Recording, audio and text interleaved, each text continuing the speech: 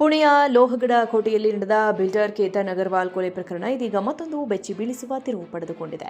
ನಿಶ್ಚಿತಾರ್ಥವಾಗಿದ್ದ ಉದ್ಯಮಿಯನ್ನ ಹತ್ಯೆ ಮಾಡಲು ಸಂಚು ರೂಪಿಸಿದ ಆರೋಪಿ ಯುವತಿ ಸಿಯಾ ಗೋಯಲ್ ಅದಕ್ಕೂ ಮುನ್ನವೇ ತನ್ನ ಪ್ರೇಮಿ ಚೇತನ್ ಚೌಧರಿ ಜೊತೆ ರಹಸ್ಯವಾಗಿ ಮದುವೆಯಾಗಿದ್ದಳು ಎಂಬ ಆಘಾತಕಾರಿ ಮಾಹಿತಿ ಬಯಲಾಗಿದೆ.